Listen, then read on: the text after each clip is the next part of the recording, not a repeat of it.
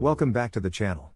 In today's video, Lyn Alden explains the multiple layers that would be involved in Bitcoin becoming a global currency that can support the needs of 8 billion people. She also discusses how and why she became interested in Bitcoin.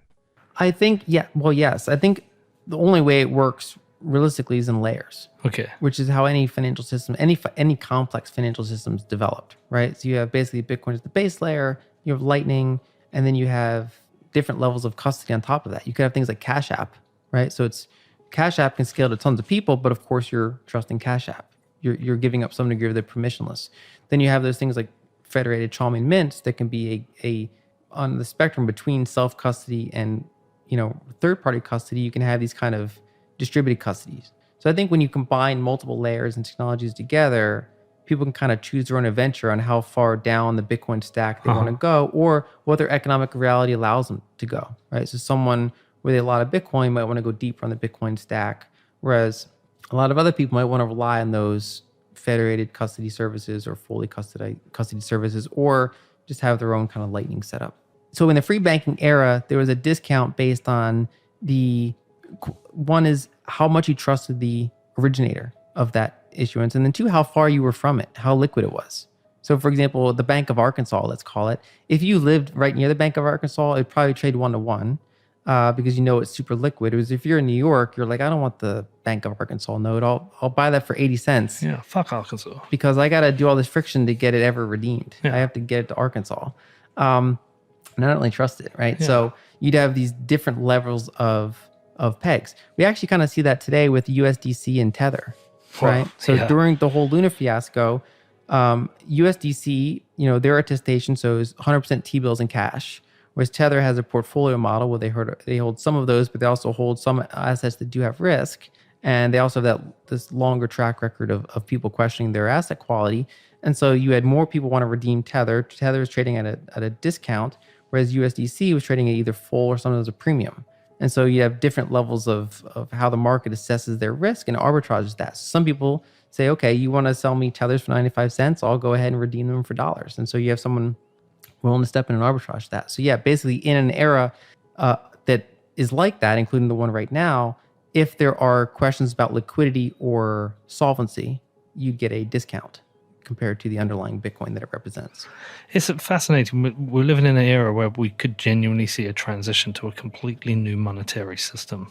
Potentially. I mean, but if you look back in history, that happens on a, not a frequent basis, but it happens regularly. Money is a type of technology, essentially. It comes down to technology, right? So right now, we're in the process of testing this 13-year-old technology. Yeah. Right. So in the beginning, the funny thing is when you look at the forums, when WikiLeaks turned to using Bitcoin, Satoshi got nervous. Yeah, of course. He wasn't sure it was ready for that. Yeah. And of course, we've come a long way since then. But it always requires a degree of humility to see, is this network ready for this? Can it withstand a certain state attack? Can it withstand, this happening, right? So everything that Bitcoin goes through, we're testing to see how hard and how durable the network is. So the Mt. Gox attack, certain countries banning it, unbanning it. China banning Bitcoin miners. What happens in this environment? What happens in this environment? What happens if 1 million altcoins try to scam people into going into other systems and then they blow up and they have to sell their Bitcoin into the weak market? So we're testing every step along the way. Is this the right system? What are the attack vectors? Is there some sort of way to exploit it? Can we hack it? Things like that, right? We're kind of testing all this through. And so looking super far ahead can be premature, because we're still testing the system, but we have a clear direction here. The Pandora's box has been opened in terms of cryptographic money, peer-to-peer money, self-custodial, using encryption, and we see a clear direction. And then the question just becomes, does any risk that we haven't accounted for throw us off of that? And if no, then we, basically it becomes continually a stronger form of money than anything we've had before. And then it becomes a question of, what does that mean? What does that mean for central banking? Does it arbitrage between the economy moving faster than the money go away? And does it mean that, we have, say, created some sort of asymmetrical technology that empowers people over larger entities? Because again, in the prior conversation, we talked about the Oslo Freedom Forum and Human Rights Foundation.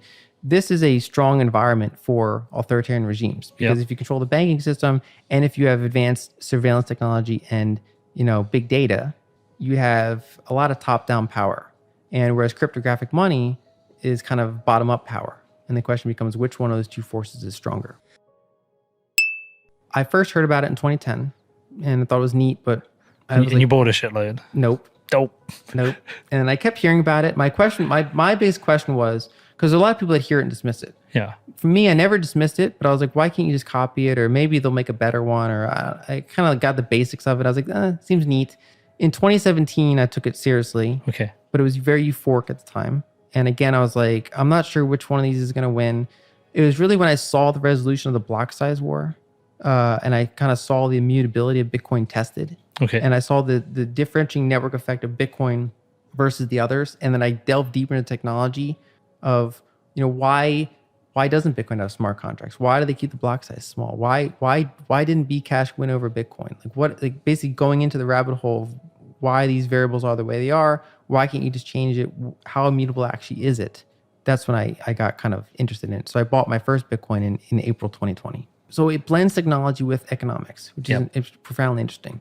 And it's also a set of building blocks. I made the analogy before that when the iPhone came out, no one thought this is going to disrupt the taxi industry in 10 years. And, then we had Uber and it did. Yeah. And so when we have programmable peer-to-peer money, what does that mean? It's like a building block that it's hard to envision 10 years from now what that means.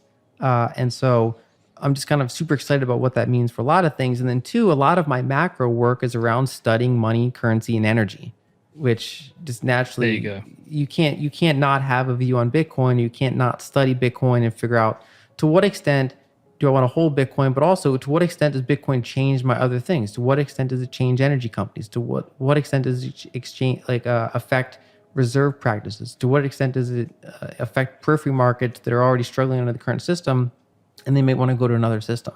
And so because a large part of my focus is on studying the failures of the current monetary system, I can't help be interested in the future possibilities of what can happen if these other technologies continue to be adopted. There's a couple of things. One is I think it's a very large time commitment to understand. Yeah. So my multiple first interactions with it, I was open-minded, but it was hard to jump in and just put the time in and see why does this work the way it does? What makes it unstoppable or hard to stop, you should say. And then two, I think a lot of people are either turned off, they either are mad they didn't buy it earlier, or they're turned off by some segment of the community, and they don't realize that the actual ecosystems got far more layers and depth than they realize. They think there's just only the have fun staying poor crowd. Yeah. They think that's Bitcoin. Whereas there's so many different segments. There's VCs, there's cypherpunks, there's investors, There's environmentalists now. There's environmentalists. There's so many different communities within. There's no Bitcoin community. There's some shared values in some places, and there's kind of OGs, but it's gotten big enough that there's no one thing anymore. I have bad news for you. If you're not rich by now, you're screwed. And if you're in debt, you're even double screwed. How so, you might wonder? Well, the sad truth is that you're working your whole life to make someone else rich. The mega corporations, the banks, the politicians, everyone is getting richer. They get your money. And what is even worse, they get your time, they get your life. You are not even in a rat race.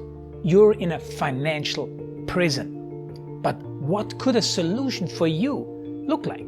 Honestly, I don't know, but I know what a solution for me would look like. It's very simple. I use whatever money I have and I multiply it with 1,000. This could make my life much easier and probably yours as well. If you have $1,000 available and multiply this with 1,000, I believe that this could solve some financial issue for the one or the other. Of course, if you're ugly, you would have to multiply it with much more than 1,000. My name is Marco Stan, and this is what I decided to do. I decided to 1000x my money. This is not a joke. I know what you may be thinking. What is this guy talking about? How should this work? This is not possible. Well, I made a detailed video where I laid out my plan. And some clever folks might even want to look at this plan and copy it and do exactly what I do. This is just a little hint on the side.